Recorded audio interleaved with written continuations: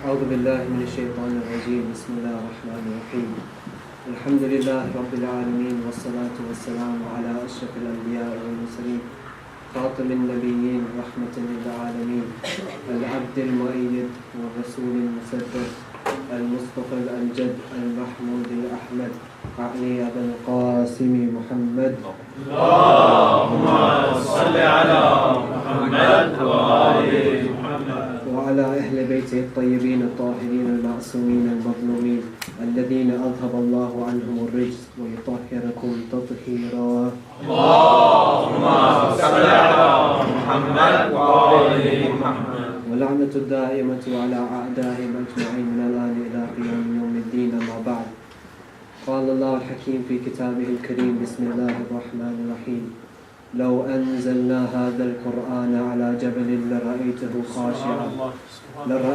خاشعا متصدعا من خشية الله وتلك الأمثال نضربها للناس لعلهم يتفكرون.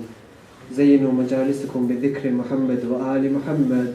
اللهم صل على محمد وآل محمد.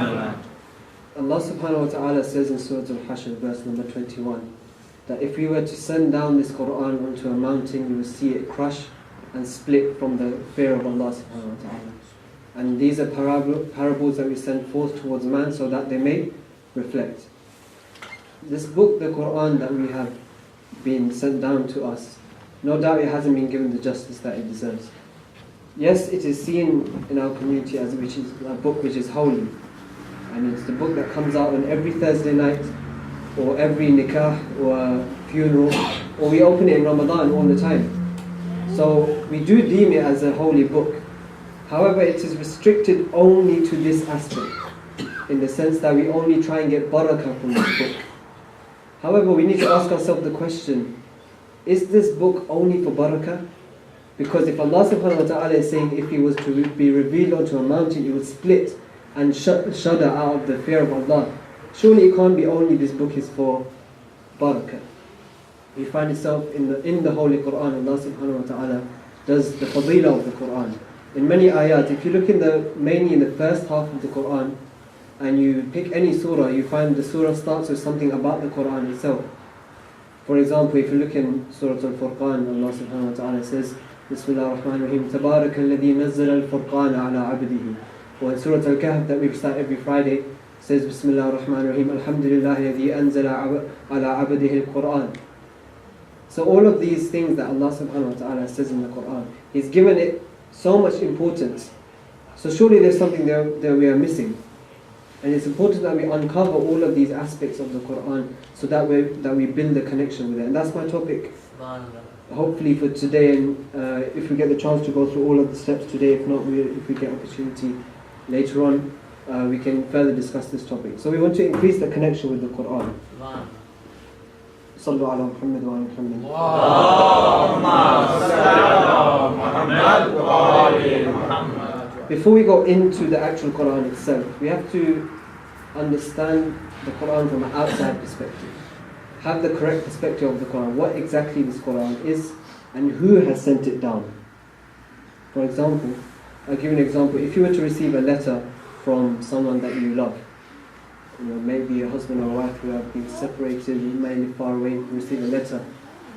Or for example, anyone here is a football fan, if you received a letter from your favorite footballer, how would you treat that letter? Not because of maybe necessarily what is written inside that letter, but it's the connection you have with the person who has sent you that letter. This is the same sort of perspective we should have with the Quran. If we sit down and reflect, this is a letter from Allah subhanahu wa ta'ala to us. Who? Allah subhanahu wa ta'ala, the creator of all of the universes, the one who has power over all things, has written or has sent down this book towards us. If we want to check our connection with Allah subhanahu wa ta'ala, we should look at our connection with the Quran. Because we have narration that say, for example, if you want to check how pleased Allah subhanahu wa ta'ala is with you, you should look towards your parents. Because if your parents are happy with you, then you know that Allah is happy with you. But for us to check our connection with Allah subhanahu wa ta'ala, we should be seeing how we treat this Quran. Do we have a connection with it? Do we feel like we want to read it and pick it up, just like we would pick up the letter of someone who we adore has sent it to us? even if that letter that we received was in a different language, would we not go to extreme lengths to try and find out what exactly that letter is saying to us? Yet with the Quran, you find that sometimes we come up with the excuse that, oh, we don't understand it, therefore it's difficult to get the connection with the Quran. This is not an excuse.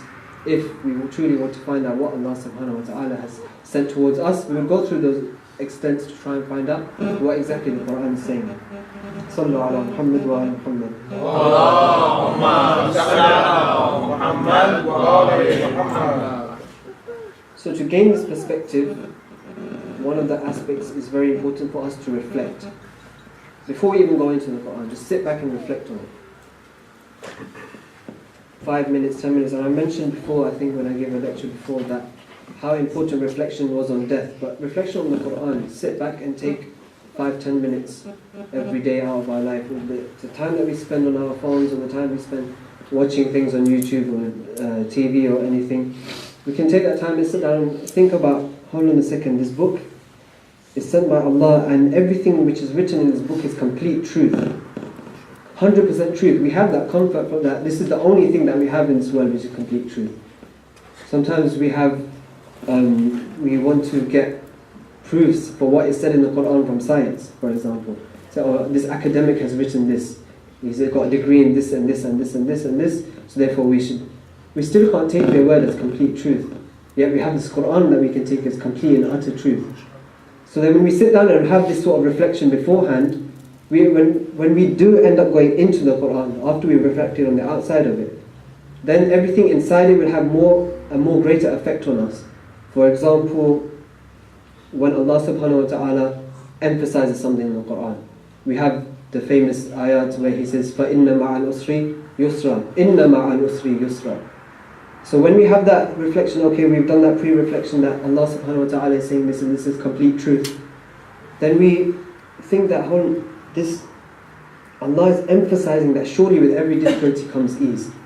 This will benefit more from these ayats. We will be able to find more comfort in these ayats if we've pre-reflected on it. If we haven't pre-reflected on it, then it's just going to be some words in Arabic to us, and we're not really going to benefit anything from it.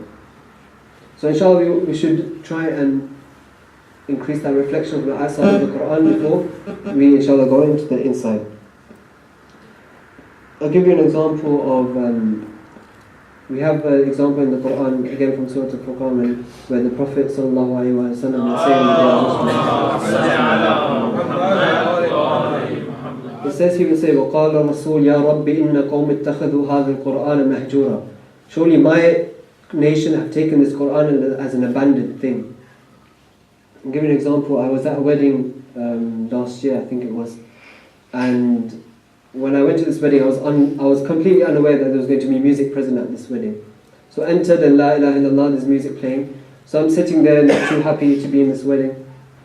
And for a moment in time, they stopped and they said, let's bless this gathering. Like we said, this book is just for blessing, so let's bless this gathering with the recitation of the Holy Quran. So they got a random person to say, can you recite a few ayats of Quran for us? And he recited Surah Al-Asr, one of the shortest surahs in the Quran. And unfortunately he recited it incorrectly.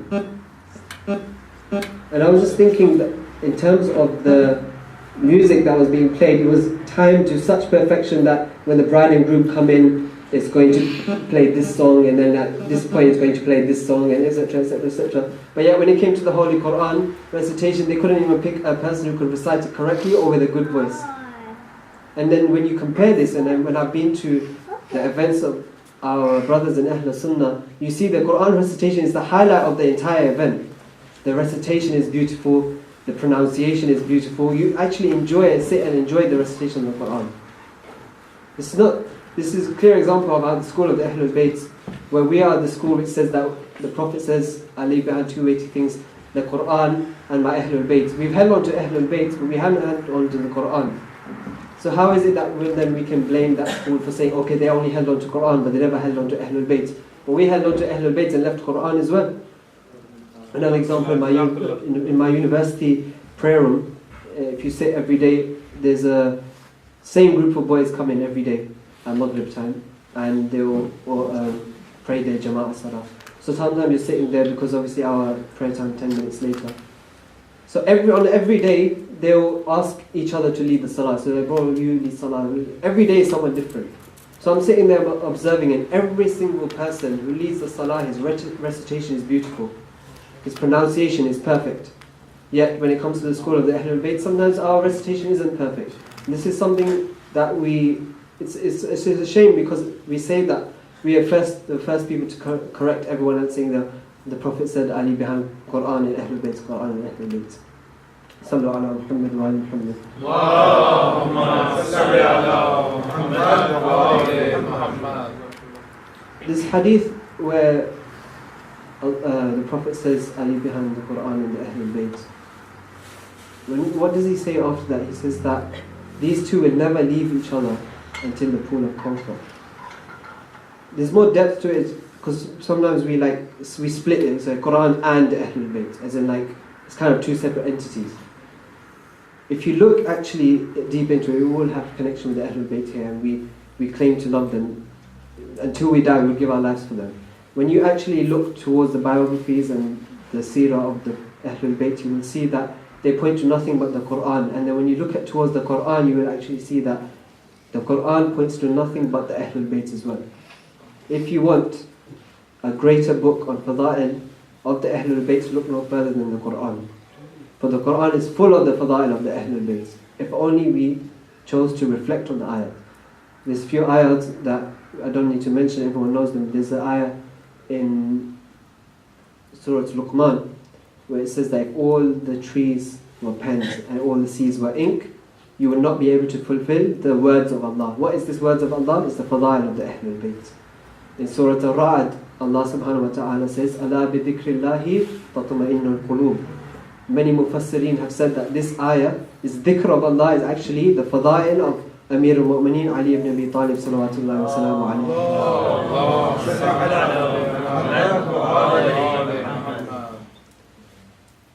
When we look towards, in this month of Muharram, Imam al-Hussein alayhi salam, Imam Hussein is an Imam that no matter who you are, you will have a connection with him. Anyone will have you have a special place for Imam Hussein in your heart. When his head was on a spear, what did you find him doing? He was doing the recitation of the Quran. Which ayah did you recite? He says, he's reciting from Surah Al-Kahf, where he says, أَمْ حَسِبْتَ أَنَّ أَصْحَابَ الْكَهْفِ وَالرَّقِيمِ مِنْ كَانُوا مِنْ آيَاتِنَا عَجَبًا. Did you think that the Ashab al-Kahf was from our wondrous signs? No, the wondrous signs of Allah is actually the sacrifice of Imam al-Hussein alayhi salam. Imam al-Hussein had such a love for the Quran that even after his death, when his head was on a spear, he was reciting Quran. Just like I gave the example at the beginning about if you have like a favorite celebrity or someone you look up to, whatever they love, you end up loving as well. Like you start to follow the types of clothes they wear, the types of food they eat. When it comes to Imam Hussein, we can claim to love him, but how come we do not have that connection with the Holy Quran that he had with the Holy Quran? Imam Ali alayhi salam says in his will to Imam Hassan, he says, "Fear God in respect of the Holy Quran, lest others should excel and surpass you in following and acting according to his orders." On the last moments of Imam Ali, he showed the importance of the Quran, as did Imam Hussein alayhi salam. So it's important for us not to separate between the Quran and AhlulBait. As I said, when you go towards the AhlulBait, they will lead you to go towards Quran. When you go towards Quran, they will lead you to AhlulBait. Sallallahu ala Muhammad wa ala Muhammad. Allahumma salli ala Muhammad wa ala Muhammad. So I'm not only here to discuss the problem of not having a connection with the Quran, I want to inshallah present some solutions to that. So the first thing we need to do is before we enter into the translations and the tafsir, is to study how to recite the Quran correctly. This is the haqq of the Quran. There's certain akhlaq that you should have when you come towards the Quran. Like we said, these words are so heavy that Allah subhanahu wa ta'ala says if it was to be revealed onto a mountain, it would split and shake out of the fear of Allah. So these words are so heavy, and it's necessary for us to perfect our recitation, pronunciation.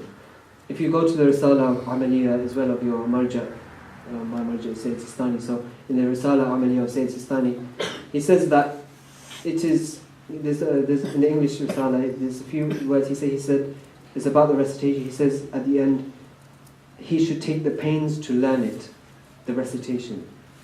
For your salah to be the best way and the correct way, you should go through that pain of at least perfecting Surah Al-Fatiha and the other surah that you recite.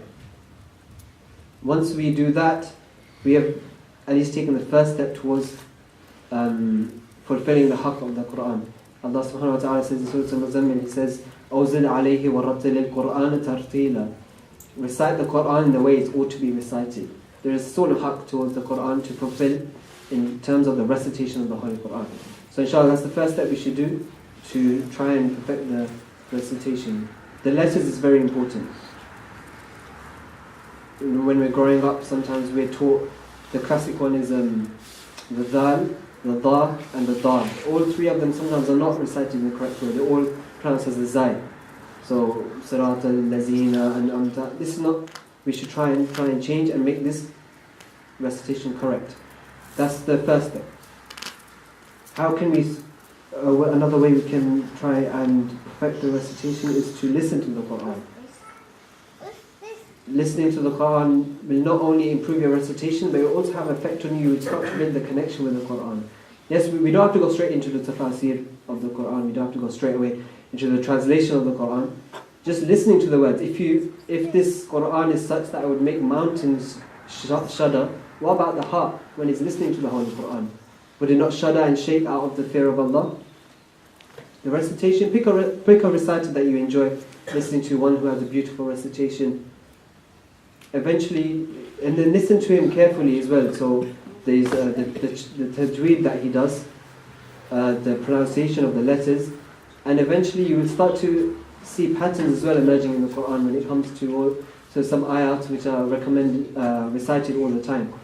So for example, there's ayat that Allah subhanahu wa ta'ala finishes all the time with إِنَّ فِي ذَلِكَ لَآيَاتٍ لِقَوْمٍ يَتَفَكَّرُونَ or يَسْمَعُونَ or يَعْقِلُونَ. When you start to hear these more and more, then you will start to gain a perspective of, okay, what this ayah is saying. Because the ayah is talking about something, if it ends with إِنَّ فِي ذَلِكَ لَآيَاتٍ لِقَوْمٍ يَتَفَكَّرُونَ, you know that Allah subhanahu wa ta'ala is saying, okay, in these there are signs for those who reflect. So you know this verse is something about something you should be reflecting upon. And like I said earlier in the lecture, that this reflection is what's going to lift everything, not only our Quran recitation, and not only our Quran understanding, but everything that we do. There's narrations, loads of narrations from our Imam that say that the core of worship is actually reflecting on what we are doing. Otherwise it's dry worship. 1 hour of reflection is greater than 70 years of dry worship. And this hadith is taken out from a bigger hadith where actually that 1 hour reflection, the person who was doing that 1 hour reflection was actually on the Quran itself. That reflection is better than 70 years of dry worship. So inshallah, that's the first couple of points for the increase our recitation of the Holy Quran. Subhanallah, alhamdulillah.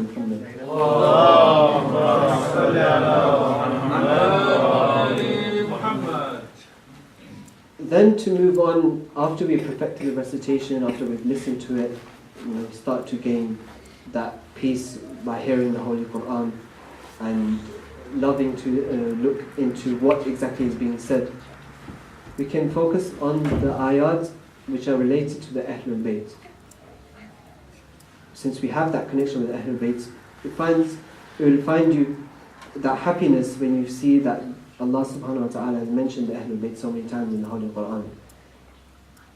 We should at least know, okay, ayat of Bahila, which surah is that in?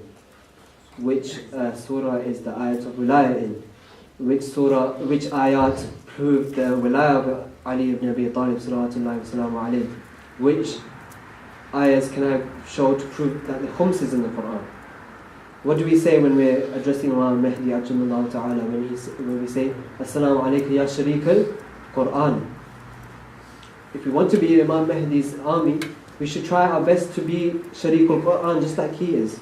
Obviously we can't get to that level of knowledge, but to be his true follower, we should also have the connection with the Quran just like he will come to uphold the values of the Quran itself. So this is the other thing. Look, the connection we already have with the AhlulBait, channel that into the Quran as well, and then once we start looking further into the ayat which talk about the AhlulBait, then obviously then we will go further, inshallah, progress and progress and progress. Everything is from the tawfiq of Allah subhanahu wa ta'ala. If we genuinely approach the Quran with the intention we want to become closer to Allah, we want to become closer to the AhlulBait as well, as they have encouraged the recitation and the reflection of the Quran so much, we also want to we want to approach it with that sort of intention. So Allah subhanahu wa ta'ala gives us more tawfiq to understand the Quran and to recite it in the manner it's meant to be recited. Sallallahu ala Muhammad wa ala Muhammad. Allahumma salli ala Muhammad wa ala Muhammad. The next thing is to the memorization of the Holy Quran. This is something which is very important. There's narrations that say that your level of Jannah will be the same level of ayat of Quran that you've memorized. And then when it will be said on the Day of Judgment, recite and rise. And as you keep reciting, you will keep rising until you have finished the amount that you have memorized in this world. So are we really going to settle for memorizing just a few ayat and end up on a lower level? Yes, obviously we would be happy with any level of Jannah. But then when you see all of your friends on the ones who have memorized more Quran or on the higher levels of Jannah, you feel that, this world was temporary. Like, why did I settle for what? Spending my nights, I don't know, what do we do nowadays? Forwarding WhatsApp messages normally, or this thing. We can use that for memorizing the Holy Quran. Again, it will take your salah to another level as well. If you've memorized, make yourself targets. So like when you're going, start from the Juz Amma, the last Juz, and work backwards. We have, alhamdulillah, we have memorized Surah An-Nas and Falaq and etc. etc. But when you're approaching salah, instead of being that in that routine of just reciting Qul Huwallahu Ahad or Qul A'udhu bi Rabbin Nas, you can recite ayat which relate to you at that point in time. So let's say you're reflecting on the Day of Judgment, you can recite Surah Al-Zilzal. If you're reflecting on the hellfire, you can look at Surah Al-Qari'ah. All of these things, and then your salah will go up levels as well. When you're reciting different ayats of the Quran, different surahs of the Quran. So inshallah we take these steps towards increasing our connection with the Holy Quran. And sallallahu ala Muhammad wa ala Muhammad. Allahumma salli ala Muhammad wa ala Muhammad. Now when we go towards in this month where I mentioned the head of Imam al-Hussein alayhi salam was reciting the Quran. The same head was then in the court of Yazid, and this blessed head was being hit by the hands of Yazid. He was playing with the same lips that Rasulullah used to kiss, playing with the same eyes that Rasulullah used to kiss. There's narrations that say that the Sakina alayhi salam, when she was in the prisons of Yazid, she was craving her father. She used to cry for him, she used to wail for him to such an extent that one night Yazid was sleeping and he was awoken by all of this crying. And so he asked his guards, so what's the issue? Why am I being woken up by this crying? They said that the daughter of Imam Hussein alayhi salam is crying and weeping for her father. So he said, go take her father's head, let her see him.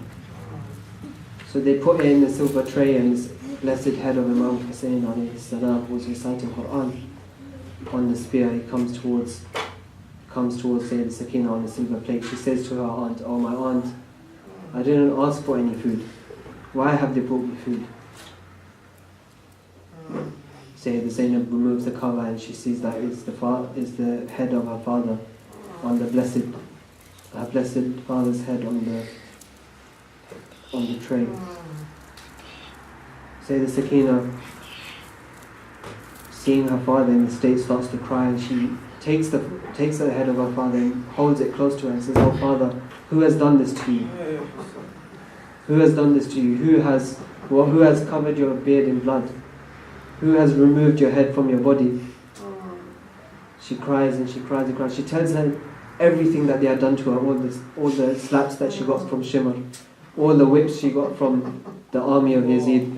And then she sobs and she sobs and she sobs until she goes quiet. And then Imam Sajjad alayhi salam says, "Oh, my aunt Zainab, remove Sakina from the head of her father, for surely she has left this world. Inna lillahi wa inna ilayhi raji'un." We pray to Allah subhanahu wa ta'ala to help us to increase our connection with the Holy Quran, to increase our reflection, to make us part of those who Imam al-Mahdi ajalallahu ta'ala is pleased with, and who has alongside his army as part of the scholars, the ones who are the memorizers and the courses of the Quran. We ask Allah subhanahu wa ta'ala on this night of Thursday to bless our marhumeen in their graves, make their graves from the gardens of Jannah. We pray again to Allah with the Surah Al-Fatiha, with the salawat ala Muhammad wa ali Muhammad. Allahumma salli ala Muhammad wa ali Muhammad.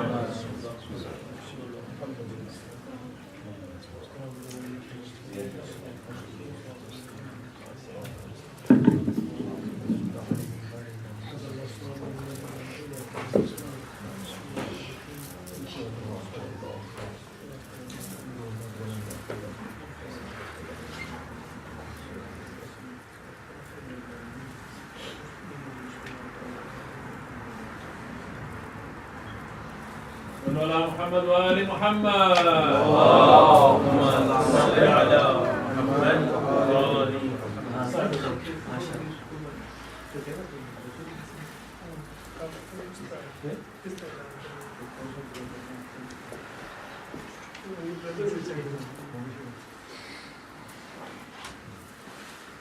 محمد وآل محمد صلوات. اللهم صل على محمد محمد صلوات. اللهم صل على محمد وآل بارك صلوات.